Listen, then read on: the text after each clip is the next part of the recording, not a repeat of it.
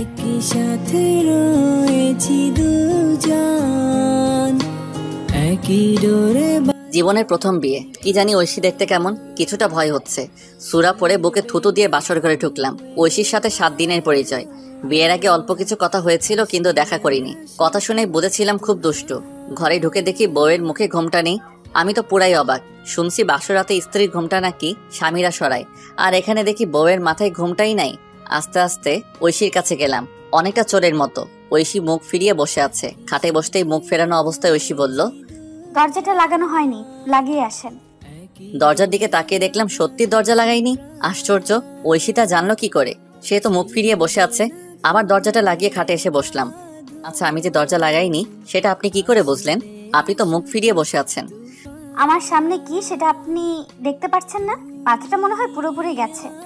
সামনে তাকিয়ে ছোটখাটো একটা বাঁশ খেলাম। ঐশীর সামনে ঘরের আয়নাটা বসানো আছে, আর তাতে ঘরের দরজাটা স্পষ্ট দেখা যায়। আমার ঘর আর আমি বুঝতে পারিনি। আমি মাথা থেকে টুপিটা নামিয়ে টেবিলের উপর রেখে 1 গ্লাস পানি খেলাম। রুমাল দিয়ে কপালের ঘাম মুছলাম। ভয়ে অনেকটা ঘেমে গেছি। ঐশীর দিকে তাকিয়ে জিজ্ঞেস করলাম, আপনার মাথায় ঘোমটা নেই যে? সব মেয়েরাই তো বাসরাতে ঘোমটা দিয়ে রাখে, তাহলে আপনি খুললেন কেন? আমার কত ইচ্ছে ছিল বউয়ের ঘোমটা সরাবো। আপনার কাজটা সহজ করে দিয়েছি। আর আপনি কি জানেন বাসর রাতে সবাই ঘোমটা দিয়ে রাখে? আগে আরো বিয়ে করেছেন নাকি? না, তবে শুনেছি। বিয়েটার জন্য আমি একদম প্রস্তুত ছিলাম না। এখনো আমার বিয়ের বয়স হয়নি। হঠাৎ মুখ ফসকে কথাটা বের হয়ে গেল। কি? তার মানে আপনি বেকার? কেন কাজকর্ম করেন না? কে বলছে আমি বেকার?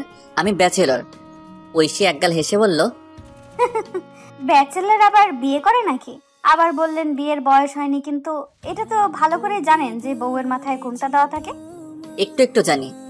তাহলে বিয়ে করলেন যে? আম্মু হঠাৎ অসুস্থ হয়ে পড়ে। সেবা যত্ন করার মতো কেউ নেই। পরিবারের একমাত্র ছেলে। ছোট বোন রিনির পক্ষে মায়ের সেবা যত্ন করা সম্ভব না। সামনেই ওর এসএসসি পরীক্ষা। আমাকে না জানিয়েই বাবা বিয়ের ব্যবস্থা করে ফেলে, আর আমিও মায়ের অবস্থা চিন্তা করে বিয়েতে রাজি হয়ে যাই। মাত্র অনার্স শেষ করছি, এখন চাকরি খুঁজতে হবে। আর তো কিছু করার নেই।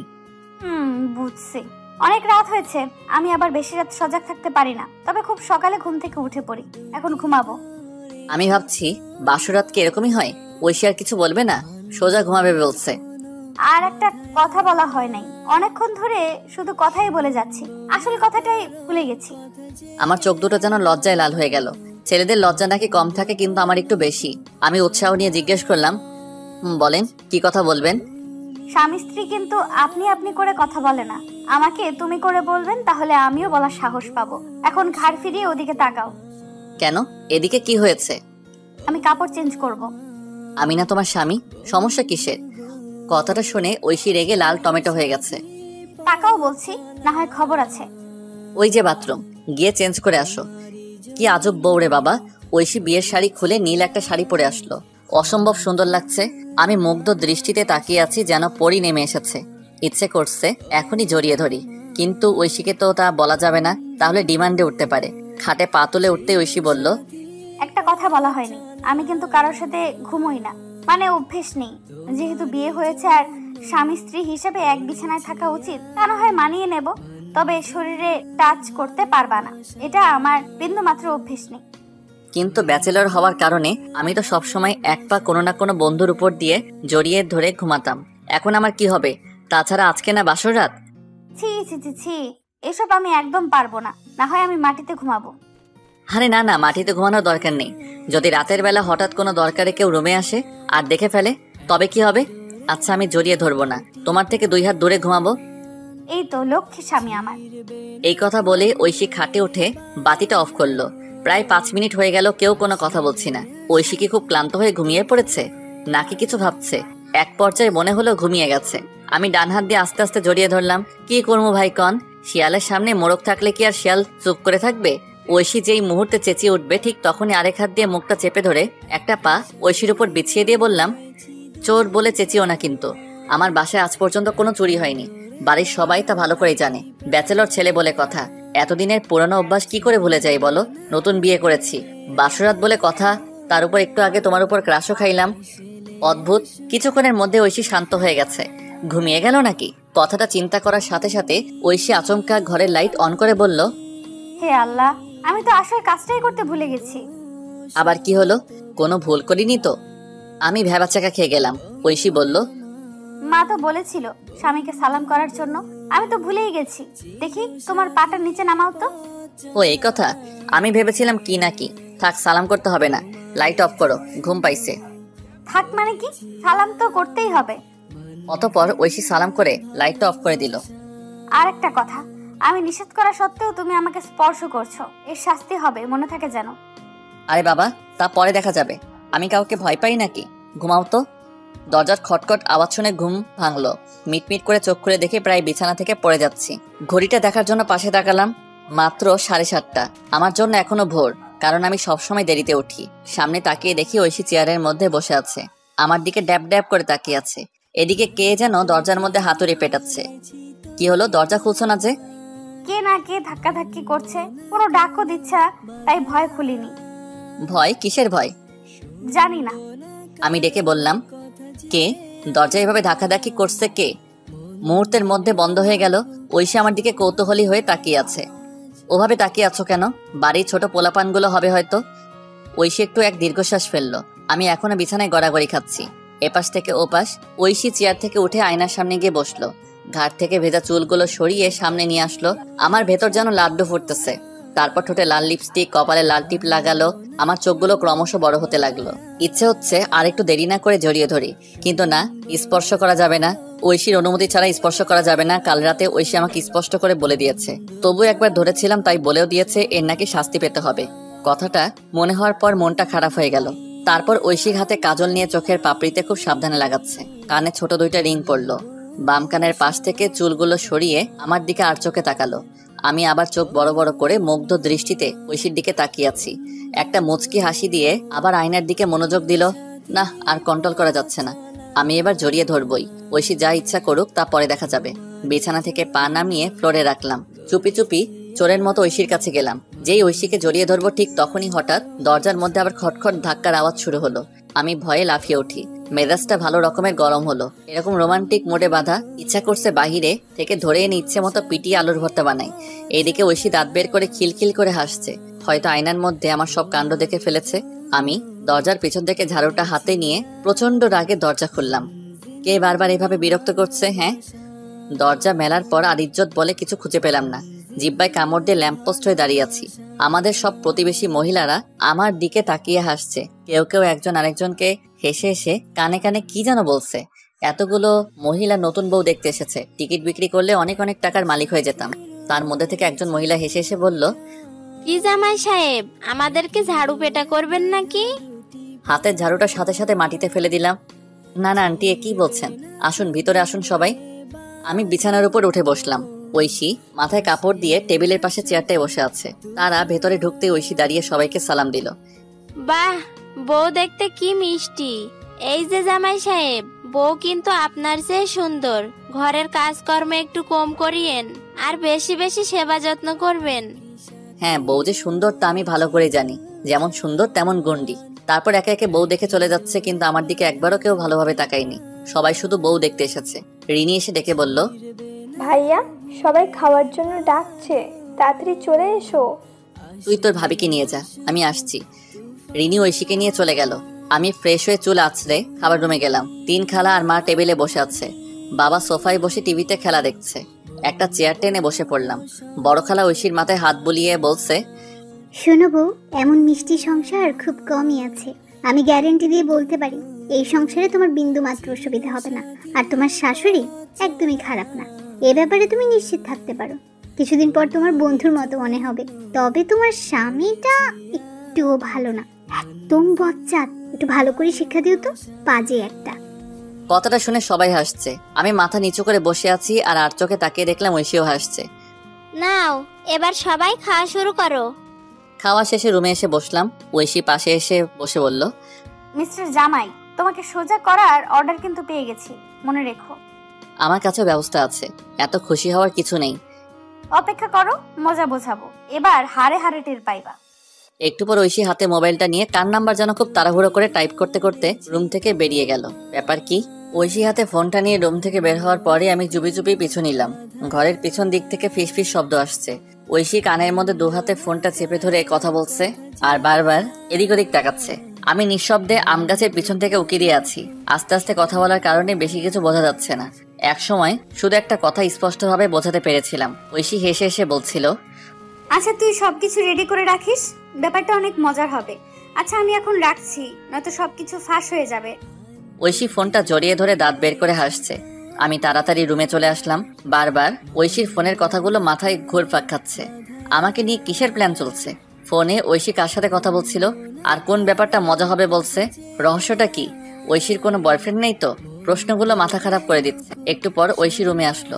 আমি যে ঐশীর সব কথা শুনে ফেলেছি তা কিছুতেই বুঝতে দেওয়া যাবে না। পাশে বসতেই জিজ্ঞাসা করলাম, কি ব্যাপার? ফোন নিয়ে কোথায় গিয়েছিলে? আমার সামনে কি ফোন করা যায় না? ওভাবে বলছো কেন? যেভাবে ইচ্ছা বলছি, তুমি উত্তর দাও। বান্ধবীদের সাথে কথা বলছিলাম। আমার সামনে বলা যায় না? না, অন্য একটা ব্যাপারে কথা বলছি। তারপর আমি আর কোনো কিছু জিজ্ঞেস করিনি। বিকেল বেলা শ্বশুর বাড়ি থেকে 3-4 জন লোক আসলো, সাথে শ্বশুর মশাইও। বাবাকে দেখতে পেয়ে ঐশী জড়িয়ে ধরে ফুপিয়ে ফুপিয়ে কাঁদতে শুরু করলো। শ্বশুর মশাই ঐশীর মাথায় হাত বুলিয়ে দিচ্ছে। ওনাদের ভালোভাবে আপ্যায়ন করার পর ঐশী এখন প্রায় প্রস্তুত। ব্যাগ গুছিয়ে দরজার সামনে দাঁড়িয়ে আছে। আজও বাপের বাড়ি যাবে। ঐশী মাকে সালাম করে ঘর থেকে বের হলো। শ্বশুর মশাই আমার কাঁধে হাত রেখে বলল, বাবা তুমি কাল সকাল সকাল চলে এসো, আর পরের দিন আবার ঐশীকে নিয়ে চলে আসবে। আমি মাথা নেড়ে সম্মতি জানিয়ে দিলাম। সাবধানে যাবেন। পরের দিন সকাল 10টা বাজে। এখনো ঘুম থেকে উঠিনি। কাল সারা রাত শুধু ঐশীর কথাগুলোই মনে হয়েছে। রাতে ভালো করে ঘুমাতেও পারিনি। একটু পরেই মা এসে ডাকতে লাগলো, কিরে এখনো উঠিসনি? তোকে না আবার যেতে হবে, তাড়াতাড়ি উঠে খেতে আয়, বেলা অনেক হয়েছে। একটু আলসেমি করে বিছানা থেকে উঠলাম। ফ্রেশ হয়ে খাবার টেবিলে গেলাম। বাড়িটা এখন ফাঁকা। বিয়ের অনুষ্ঠান শেষ হওয়ার পরপরই সবাই চলে গেছে। আমি খেয়ে আবার রুমে আসলাম। ভাবছি একটু বিশ্রাম নিয়ে তারপর শ্বশুর বাড়ি যাব। টেবিলের উপর থেকে মোবাইলটা হাতে নিয়ে আমার ব্যাচেলর বন্ধুদের ফোন দিয়ে খোঁজ খবর নিলাম। আচ্ছা আদিপ, এখন ফোনটা রাখছি। তোকে যা বলেছি সবকিছু রেডি করে রাখিস। বউরে একটু মজা দেখাবো। আমার কথা শুনে আদিপ হাসতে হাসতে ফোনটা কেটে দিল। আমার প্ল্যানিংয়ে আমারও কিছুটা হাসি পাচ্ছে। বিছানায় শুয়ে শুয়ে হাসছি। তখনই মা এসে বলল, কিরে একা একা হাসছিস যে, কি হয়েছে? না তেমন কিছু না। বুঝছি, আর বলতে হবে না। আবার কোন ছাগলামির প্ল্যান করছিস বুঝি। মাও পুরো মনোবিজ্ঞানীর মতো আমার সবকিছু ধরে ফেলে। অনেক বেলা হয়েছে, যা এখন ঐশীদের বাসায় যা, আরো অনেক আগেই যাওয়া উচিত ছিল। মায়ের কথায় বিছানা থেকে উঠে বাজারে আসলাম। মিষ্টি আর কিছু ফলমূল হাতে নিয়ে সিএনজিতে সোজা শ্বশুরের ঘরের সামনে। আমাকে দেখতে পেয়ে শালিটা দৌড়ে আসলো। শাড়িটা পুরো 420 টাইপের। নাম ঋতু, এবার মাত্র ইন্টারে ভর্তি হয়েছে। দুলা ভাই, আপনাকে তো একেবারে হিরোর মতো লাগছে, তবে একটু মেকআপ করলে আরো ভালো লাগতো। আরে ছেলেরা মেকআপ করে নাকি? আর হিরো না হলে তোমার বোনকে বিয়ে দিতা? তা ঠিকই বলেছেন, তবুও একটু মেকআপ করা দরকার ছিল। ঋতুর কথা শুনে মুচকি মুচকি হাসছি আর ঘরের দিকে হাঁটছি। শালিটা পুরো পাগল। সালাম দিয়ে ঘরে ঢুকলাম। সবাই আমার জন্য অধীর আগ্রহ নিয়ে বসে আছে। শাশুড়ি হাতে লুঙ্গি দিয়ে বলল, যাও ফ্রেশ হয়ে আসো, অনেক ক্লান্ত হয়ে গেছো। লুঙ্গিটা হাতে নিয়ে রুমে ঢুকতেই দেখি ঐশীর হাতে যেন কিসের কৌটা। আমাকে দেখেই তা লুকিয়ে ফেলে। আমিও বেশি গুরুত্ব দিলাম না। ফ্রেশ হয়ে রুমে শুয়ে আছি। বিকেল গড়িয়ে সন্ধ্যা হয়ে গেছে। ঋতু এসে বলল, আসেন দুলা ভাই, আপনাকে আমাদের এলাকাটা ঘুরিয়ে নিয়ে আসি। আসলেই এলাকাটা ঘুরে দেখা উচিত। তারপর ঋতুর সাথে পুরো এলাকা ঘুরলাম। অনেক কথা হলো আর ঐশীর সম্পর্কেও অনেক কিছু জানলাম। এখন মনে হচ্ছে আমার প্ল্যানটা ভালো রকমের কাজ করবে। ঋতুর কথায় ওর নিজের কিছু বৈশিষ্ট্য খুঁজে পেয়েছি। তাতে বুঝতে দেরি হলো না যে ঋতু আসলেই 420। পুরো এলাকা ঘোরাঘুরি আর সিএনজি করে শ্বশুরবাড়িতে আসার পর এখন আমি খুব ক্লান্ত। রাতে খাওয়া দাওয়ার পর তাড়াতাড়ি ঘুমিয়ে পড়লাম। তবে আজ ঐশীকে জড়িয়ে ধরে ঘুমিয়েছি, কারণ ঐশী আগেই বলেছে আমাকে শাস্তি দেবে। তাহলে আমি জড়িয়ে ধরতেই পারি। সকাল 9:30। ঠাস করে একটা শব্দ শুনে ঘুম ভেঙে গেল। শব্দ শুনে একেবারে উঠে বসে যাই। অনেক জোরে শব্দটা হয়েছে। কেন যেন এইমাত্র রুম থেকে বেরিয়ে গেছে। আমি তাড়াহুড়ো করে গায়ে গেঞ্জি দিয়ে চোর চোর বলে রুম থেকে বের হলাম। যখন রুম থেকে বেরিয়েছিলাম তখন খেয়াল করছি ঐশী বাথরুমে গোসল করছে। তবে রুমে কে ঢুকেছিল? আমার চোর চোর শব্দ শুনে বাড়ির সবাই দৌড়াদৌড়ি করে লাঠি নিয়ে আসলো। এমনকি পাশের বাসার কয়েকজনও ছুটে আসলো। কোথায় চোর, কোথায়? কিছুক্ষণ দাঁড়িয়ে থেকে 2 জন মহিলা আমার দিকে তাকিয়ে জোরে জোরে হাসছে। তারপর আরেকজন, তারপর আরেকজন, এভাবে একে একে সবাই হাসতে লাগলো। এমনকি শ্বশুর মশাইও দাঁত বের করে খিলখিল করে হাসছে। অদ্ভুত, সবাই কি মেন্টাল নাকি? এখানে হাসার কি হলো? আর সবাই আমার দিকে তাকিয়ে আছে কেন? ঐশী দৌড়ে রুম থেকে বেরিয়ে আসলো। কি হলো, এত চেঁচাচ্ছ কেন? আমার দিকে তাকাতেই ভ্যা ভ্যা করে হাসতে লাগলো। হাসতে হাসতে প্রায় মাটিতে পড়ে যাচ্ছে। একজন মহিলা হাতের মোবাইলটা নিয়ে আমার ছবি তুলছে। পাগল নাকি? আমি চোর চোর করে চেঁচাচ্ছি আর আপনারা আমারই ছবি তুলছেন? আমি কি সার্কাস দেখাচ্ছি নাকি?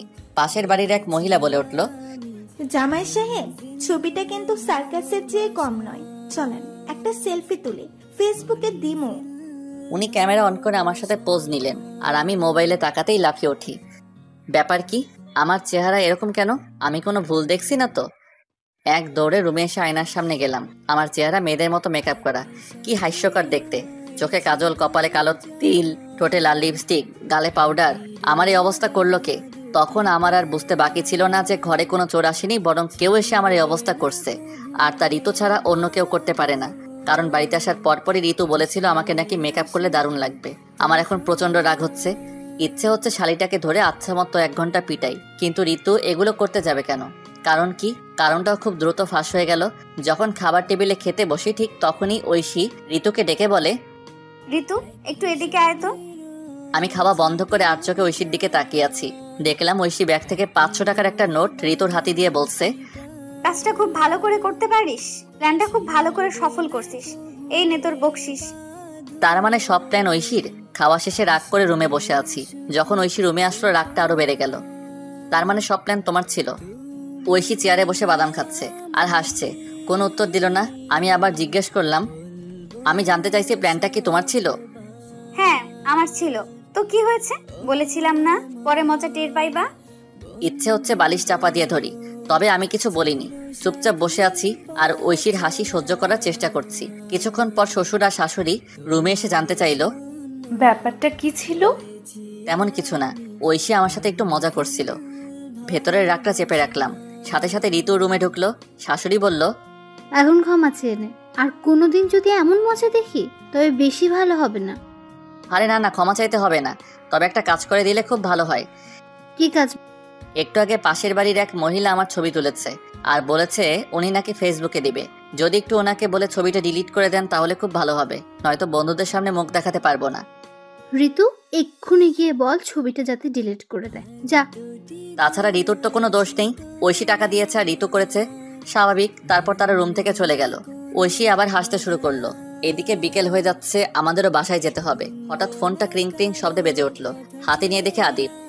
দোস্ত, কি খবর? বেশি ভালো না রে দোস্ত। কেন দোস্ত? না এমনি, বাদ দে। আচ্ছা, তুই এখন কোথায়? শ্বশুর বাড়ি। তোর কি অবস্থা? কি আর করব, মরিচ ঢালতেছি, আলুর ভর্তা বানাবো আর ডিম ভাজি। তুই তো জানিসই, ব্যাচেলারের জাতীয় খাবার। কি আর করার। তুই তো ভালোই আছিস, বিয়েও করছিস, এখন শুধু শ্বশুর বাড়ি মজার মজার খাবার। বিয়া যে কত মজা, শুধু খাওন আর খাওন। আচ্ছা এখন রাখি, তুই আর প্যারা দিস না। এই বলে ফোন কেটে দিলাম। ঐশী এক্ষুনি রেডি হও, আজ না, বাড়ি যাব, কাজ আছে, সন্ধ্যা হয়ে যাচ্ছে। বাড়ির সবাইকে সালাম করে বাড়ির উদ্দেশ্যে বেরিয়ে পড়লাম। সিএনজিতে উঠলাম। বারবার আজকের ঘটনার কথা মনে হচ্ছে। ঐশী আমাকে তার বাড়িতে নিয়ে এত বড় একটা অপমান কিভাবে করলো, এর শাস্তি ওকে পেতেই হবে। আমি আবার আদিপকে ফোন দিলাম। 2-3 বার রিং হওয়ার পর ফোন তুললো। আমি একটু জোরে জোরে কথা বলা শুরু করলাম যাতে ঐশী শুনতে পায়, কারণ উদ্দেশ্য ছিল ঐশীকে শুনিয়ে শুনিয়ে বলা। দোস্ত, 3 তলার মেয়েটা এখনো আছে রে? কি অবস্থা মেয়েটার? আসে, তবে খুব কম। তুই নাই তো, তাই তোর কথা সব সময় বলে, তোকে নাকি অনেক মিস করে। আমি ইচ্ছে করে ফোনটা লাউড স্পিকারে দিয়ে রেখেছি যাতে ঐশী সব শুনতে পায়। আর ইতিমধ্যে ঐশী সাপের মতো ফুসফুস করে ডাকতে থাকে। এভাবে কথা বলতে বলতে বাসায় চলে এসেছি। ওই মেয়েটার সাথে একবার দেখা করা দরকার। আমার কত সেবা যত্নই না করেছে। আচ্ছা এখন রাখি, খুব তাড়াতাড়ি দেখা করতে আসবো। ফোন রাখতেই ঐশী প্রচন্ড রাগে আমাকে জিজ্ঞেস করলো, কিসের মেয়ে? কেন তুমি ওই মেয়েকে মিস করো? আর কিভাবে তোমাকে সেবা যত্ন করছে তাড়াতাড়ি বলো, না হলে আজ খবর আছে। দেখ যাও তো, তুমি সবসময় শুধু কেমন হয়ে থাকো, ভাল লাগে না। সামনে থেকে যাও তো। তোমার চেয়ে ওই 3 তলার মেয়েটাই ভালো। যখন ব্যাচেলার ছিলাম তখন আমার সাথে একদিন থেকে ছিল। কথাটা বলতেই ঐশী শাড়িটা কোমরে বেঁধে আমার উপরে চড়ে বসে। কি, বিয়ের আগে তুমি এসব করেছো? তাহলে আমাকে বিয়ে করেছো কেন? আমার জীবনটা কেন এভাবে নষ্ট করেছো? খেলা মনে হয়? আরে কি করছো এসব? ছাড়ো, মা এসে দেখে ফেলবে। দেখো, আগে তুমি বলো ওই 3 তলার মেয়ের সাথে তোমার কিভাবে পরিচয় হলো, না হয় আজকে তোমার খবর আছে। আচ্ছা আচ্ছা বলছি, এখন ছাড়ো তো। ঐশী আমার উপর থেকে নামার পর বললাম, যখন ব্যাচেলর হয়ে দুই বন্ধু একটা বাসা নিলাম, তখন ওই বাসার 3 তলায় সুন্দরী একটা মেয়ে থাকতো। মাঝে মাঝে আমাদের রুমে আসতো, আমাকে ওর পছন্দ হয়। আমি ভাবলাম এভাবে আলুর ভর্তা ডিম ভাজি না খেয়ে মেয়েটাকে যদি পটাতে পারি তাহলে মাছ মাংস খেতে পারবো, আর এমনিতেও বেশ সুন্দর, তাই আমিও ভাব নিতে থাকি। আর তুই ওই মেয়ের সাথে রাত তো কাটিয়েছিস? লক্ষ্য করলাম ওর নাকের ডগা আর ফর্সা গাল রাগের কারণে লাল টুকটুক হয়ে আছে। বাহ, কি দারুণ লাগছে, বোঝানো সম্ভব না। থেকেছি তো কি হয়েছে, আজকাল এসব স্বাভাবিক ব্যাপার। ছি ছি, তোমার লজ্জা করে না এসব করে আবার আমাকে বিয়ে করেছো? না তো লজ্জার কি আছে, তাছাড়া আজ তুমি আমার সাথে যে ব্যবহারটা করছো তাতে অনেক কষ্ট পাইছি। তুমি আমার সব মান সম্মান শেষ করছো।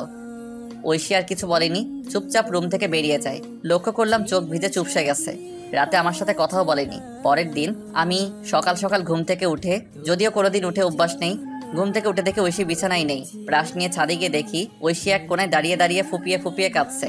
আমি কাছে গিয়ে বললাম, আমার ইন্টারভিউ আছে, তাই আমাকে তাড়াতাড়ি যেতে হবে, যাও খাবার রেডি করো। আমার সাথে কোনো কথা বলবি না, যা তুই তোর 3 তলার নোংরা মেয়ের কাছে। হ্যাঁ যাবই তো, তবে খবরদার ওকে নোংরা বলবা না, তাহলে কিন্তু বেশি ভালো হবে না। তারপর ঐশী কাঁদতে কাঁদতে নিচে নেমে আসে। আমি দাঁত ব্রাশ করে ফ্রেশ হয়ে খাবার টেবিলে গেলাম। বাহ, সবকিছু রেডি, তাড়াহুড়ো করে খেয়ে বেরিয়ে পড়লাম। তবে কোনো ইন্টারভিউ দিতে আসিনি, বরং আদিবের সাথে দেখা করতে যাচ্ছি, আর ঐশীকে মিথ্যা কথা বলে এসেছি। গাড়ি থেকে নেমে সেই বাড়িতে গেলাম যেখানে ব্যাচেলর হিসেবে থাকতাম। রুমের দরজায় টোকা দেওয়ার পর আদিব এসে দরজা খুলে বলল, কিরে তুই ভাবিকে নিয়ে এসেছিস কেন? কি, ঐশী ওকে আনতে যাবো কেন? তারও তোর পেছনেটাকে? পেছনে তাকাতে একটা শক্ট খেলাম। ঐশী তুমি কিভাবে আসলে? তোমার পিছু পিছু। আমি না বললাম ইন্টারভিউ দিতে যাচ্ছি? তবে ছাদ থেকে নেমে মায়ের কাছে জিজ্ঞেস করলাম যে আজ তোমার কোনো ইন্টারভিউ আছে কিনা। মা বলল তোমার আজ কোনো ইন্টারভিউ নেই। আর আমার বুঝতে দেরি হলো না যে তুমি আজ মেয়েটার সাথে দেখা করতে আসবা। আজকে ওই মেয়ের খবর আছে। আমি আর কিছু বলতে পারলাম না, মাথা নিচু করে বসে আছি। আমার হাসি কিছুতেই আটকাতে পারছি না। এক পর্যায়ে জোরে জোরে হাসতে লাগলাম। ঐশী প্রচন্ড রেগে গিয়ে বলল, এখন কিন্তু আমাকে আর রাগিও না, তাড়াতাড়ি মেয়েটাকে এখানে নিয়ে আসো, না হয় আমি 3 তলায় গিয়ে চেঁচিয়ে চেঁচিয়ে মানুষ ডাকবো। আজকে ওর একদিন কে আমার একদিন। বাজে মেয়ে একটা, নোংরা খচ্চর, খারাপ বিবাহিত পরিবার ধ্বংস করতে চায়। ভাবলাম আজকে তো খেলা দারুণ জমবে মনে হচ্ছে। কি হলো, মেয়েটাকে ডাকো। ওকে ডাকতে হবে না, আমি যাচ্ছি। আরে না না, তোমাকে যেতে হবে না, দাঁড়াও আমি ব্যবস্থা করছি। এ আদিব, যা তো 3 তলার সুন্দরীটাকে নিয়ে আয়। সুন্দরী বলার কারণে ঐশী আমার দিকে চোখ বড় বড় করে তাকিয়ে আছে, যেন আজ বড় ধরনের কিছু একটা ঘটবে। আদিব পড়ে গেল মেয়েটাকে আনতে। আমরা 2 তলায় বসে আছি। তারপর ঐশী দরজার পিছন থেকে ঝাড়ুটা নিয়ে চুপ করে দাঁড়িয়ে আছে। তবে আমার আর হাসি থামানো যাচ্ছে না। ঐশী বারবার বলছে চুপ করে থাকার জন্য। এক পর্যায়ে মুখ চেপে বসে আছি হাসি আটকানোর জন্য। কিছুক্ষণ পর মেয়েটা দরজার ফাঁক দিয়ে ঢুকতেই ঐশী সর্বশক্তি দিয়ে দিল একবারই। বিড়ালটা ম্যাও ম্যাও শব্দে শুনে লাফিয়ে ওঠে। ভাগ্যিস অল্পের জন্য মেয়ে বিড়ালটা বেঁচে গেল। আমি আর আদিব হাসতে হাসতে বিছানায় গড়াগড়ি শুরু করলাম। ব্যাচেলরের আবার বিয়ের আগে বউ। তাকে দেখি ঐশী রুম থেকে বেরিয়ে যাচ্ছে। দৌড়ে নিচে নামলাম। এ কি ঐশী, তুমি কাঁদছো কেন? তুমি আমাকে মিথ্যা বলছো? তার মানে কোনো মেয়ে নাই? আরে বাবা, এই বিল্ডিং এই তো কোনো সিঙ্গেল মেয়ে নেই, সবটাই তোমার মতো প্ল্যান করে বানানো। যদি থাকতো তাহলে কি আলুর ভর্তা আর ডিম ভাজি খেয়ে দিন কাটাতে হতো? ঐশী চোখের জল মুছে বলল, আর কোনো দিন এরকম করবা না তো? যদি কোনো দিন এরকম করো তবে আরেকদিন সুযোগ পেলে তোমার মুখে অর্ধেক শেভ করে রাখবো। না, এরকম আর করবো না, তবে একটা শর্ত আছে। কি শর্ত বলো? সপ্তাহে 3 দিন বিরিয়ানি রান্না করতে পারবা তো? ঐশী একটু জোরে জোরে হেসে বলল, হ্যাঁ পারবো। অতঃপর দুজনেই হাসতে লাগলাম। এভাবেই চলতে থাকে আমার সুন্দরী বউয়ের ভালোবাসা। কি সাথে রয়েছি দুজন, একই ডোরে বাঁধা দুটি প্রাণ, ছিড়বে না কবু এ বাঁধন, আসলে আসুক তুফান। তুমি আমারি, বলবো শতবার, ও আমার বন্ধু গো, চিরসাথী পথ চলা, তোমারই জন্য গড়েছি আমি মঞ্জিল ভালোবাসা।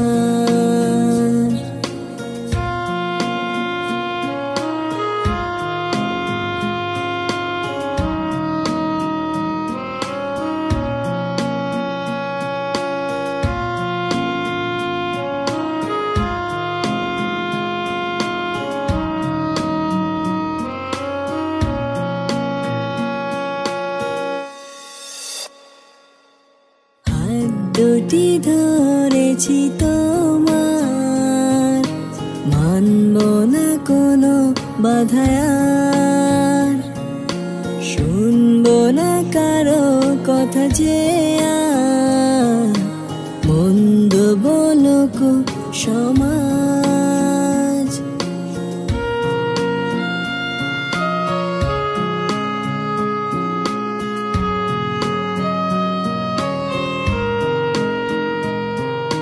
হাত দুটি ধরেছি তোমার, মানব না কোনো বাধায় আর, শুনবো না কারো কথা যে আর, মন্দ বলুক সমাজ। তুমি আমারি বলবো শতবার,